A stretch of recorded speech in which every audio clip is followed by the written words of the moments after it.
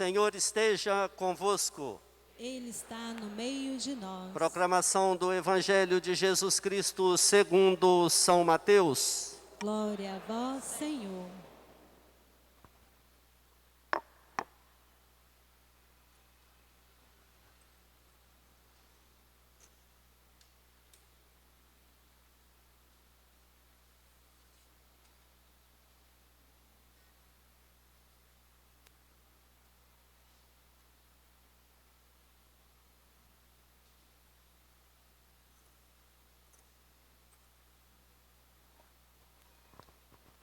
Naquele tempo, disse Jesus aos seus discípulos: Ficai atentos, para não praticar a vossa justiça na frente dos homens, só para serdes visto por eles. Caso contrário, não recebereis a recompensa do vosso Pai que está nos céus. Por isso, quando deres esmolas, não toque a trombeta diante de ti, como faz os hipócritas nas sinagogas e nas ruas, para serem elogiados pelos homens. Em verdade vos digo, eles já receberam a sua recompensa. Ao contrário, quando deres esmola, que a tua mão esquerda não saiba o que faz a tua mão direita, de modo que a tua esmola fique oculta. O teu Pai, que vê o que está oculto, te dará a recompensa. Quando orastes, não sejais como os hipócritas, que gostam de rezar em pé, nas sinagogas e nas esquinas das praças, para serem vistos pelos homens. Em verdade vos digo, eles já receberam a sua recompensa. Ao contrário, quando tu orares, entra no teu quarto, fecha a porta e reza a teu Pai que está oculto. E teu Pai, que vê o que está escondido, te dará a recompensa. Quando jejuardes, não fiqueis com o rosto triste como os hipócritas. Eles desfiguram o rosto, para que os homens vejam que estão jejuando. Em verdade vos digo, eles já receberam a sua recompensa. Tu, porém, quando jejuardes, perfuma a cabeça e lava o rosto, para que os homens não vejam que tu estás jejuando, mas somente teu Pai que está oculto. E teu Pai, que vê o que está escondido, te dará a recompensa. Palavra da salvação. Glória a vós, Senhor.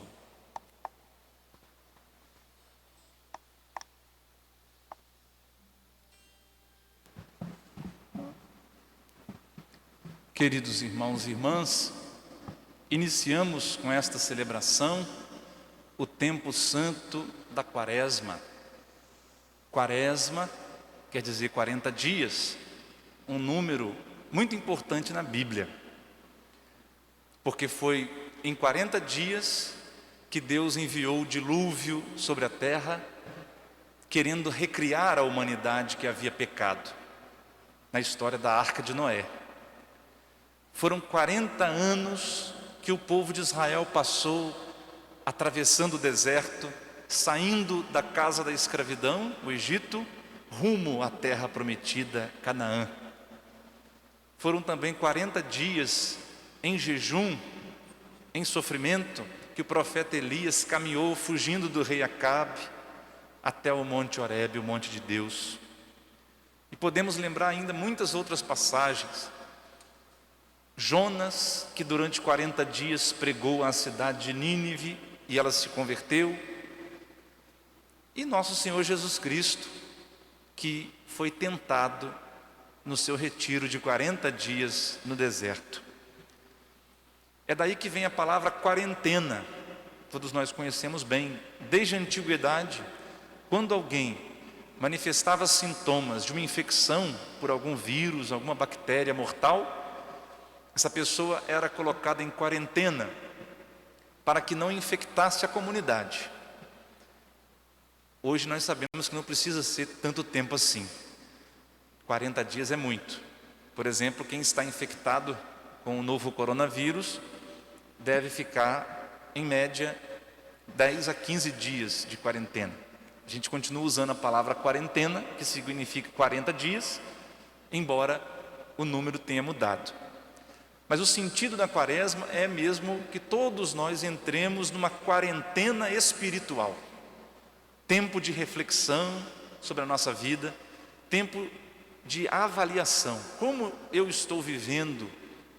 Como eu estou respondendo ao chamado de Deus? Como está a minha vida espiritual? Como está a minha vida de fraternidade? Eu estou vivendo de acordo com os 10 mandamentos da lei de Deus? Eu estou vivendo de acordo com os princípios, os valores do Evangelho de nosso Senhor Jesus Cristo? Em que pontos eu preciso mudar? Em que pontos eu preciso me converter? Lembrando sempre, irmãos, que conversão não é somente parar de cometer pecados mortais. Esse é o básico do básico. É o primeiro ponto, parar de cometer pecados graves. Mas conversão exige mais do que isso. Conversão significa mudar a minha maneira de pensar, mudar a minha mentalidade. Não adianta eu parar de cometer pecados graves se eu continuo pensando de maneira equivocada, não com os pensamentos do Senhor, e sim com os pensamentos mundanos. Nós precisamos mudar os nossos hábitos. Portanto, a igreja nos recomenda, se nós queremos de fato mudar a nossa mentalidade e o nosso modo de viver, nós precisamos nos disciplinar. A comparação talvez não ajude muito, mas todo mundo vai compreender. Nós sabemos que quando ganhamos um cãozinho novo, é preciso adestrar, domesticar o animal, né? Ou quando alguém vai adestrar um cavalo, para que ele não fique sendo um animal selvagem, mas ele responda às ordens do seu dono. Irmãos, o nosso corpo também precisa ser adestrado. O apóstolo Paulo diz claramente: eu reduzo o meu corpo à disciplina, para não acontecer que eu, pregando aos outros, seja reprovado. Porque os nossos sentidos, o nosso corpo, não é evangelizado. Nossa alma pode receber o evangelho, mas o nosso corpo continua sendo animal. O nosso corpo quer aquilo que todos os animais querem: só comer, dormir e se reproduzir. Só isso que o nosso corpo quer. Daí o pecado da preguiça, da gula, da luxúria, o que nós chamamos de 7 pecados capitais. Então nós precisamos desse tempo de quarentena, esse tempo de exercício espiritual, para disciplinar o nosso corpo, adequando aquilo que Deus pede de nós. Portanto, é necessário que nós façamos uma mortificação, uma abstinência na quaresma, além daquela que é básica e obrigatória para todos, que é o jejum e abstinência na quarta-feira de cinzas e na sexta-feira santa, e além da abstinência de carne que nós devemos fazer todas as sextas-feiras, no ano todo, aliás, não só na quaresma. Sexta-feira, o cristão católico deve evitar comer carne vermelha em honra do que nosso Senhor padeceu por nós naquela sexta-feira santa. Claro, os idosos, os doentes, as grávidas, as crianças estão liberados da obrigatoriedade dessa abstinência de carne. E aqueles que acharem muito difícil ficar sem comer carne um dia na semana, pode substituir essa penitência por alguma outra, não importa qual. Todos nós precisamos nos penitenciar diante de Deus, nos abster de coisas que estão se tornando vícios para nós, para que o nosso corpo entenda aquilo que vamos ouvir na aclamação ao Evangelho no primeiro domingo da quaresma: não só de pão vive o homem, mas de toda a palavra da boca de Deus. Que o nosso corpo compreenda quem é que manda nele. Não são os seus instintos naturais, não são as paixões desgovernadas, não é o mundo que manda em nosso corpo, é o Senhor. Então, que nós todos façamos uma boa abstinência. Quem está muito viciado em internet, que tal ficar sem internet, sem redes sociais? Pelo menos, se não os 40 dias, pelo menos dia sim, dia não, ou ficar sem o uso do celular. Cada um vai vendo o que está te escravizando e tente ficar sem isso, porque não é possível que nós sejamos escravizados pelo pecado. Nós não podemos perder a nossa liberdade de filhos de Deus diante das coisas, diante da comida, diante do sexo. Nós temos que viver livres e não dominados, escravizados pela tentação, como o Senhor quer de nós. Ou ainda alguém pode se abster de chocolate, de sobremesa, de cigarro, se alguém fuma muito. Cada um vai vendo qual é a coisa que lhe custa muito abrir mão, ficar sem, e faça esse propósito diante de Deus para disciplinar-se. Irmãos, nós ouvimos na primeira leitura o profeta Joel dizendo: façam penitência, chorem, arrependam-se pelas culpas, pelos pecados. Talvez o Senhor se compadeça de vós. Talvez.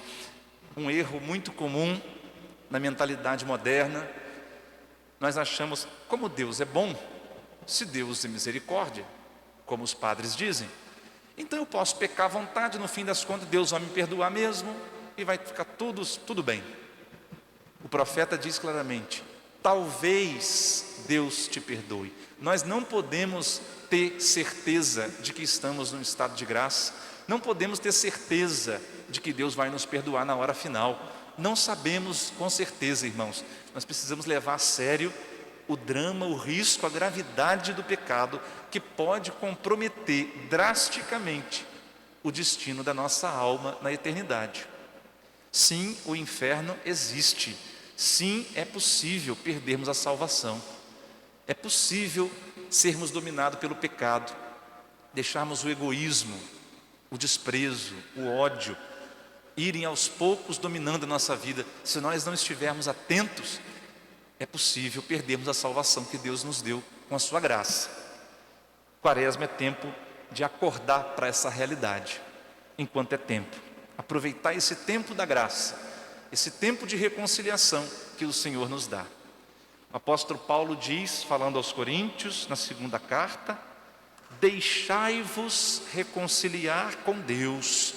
Deus quer fazer as pazes conosco. Deixemo-nos reconciliar com Ele.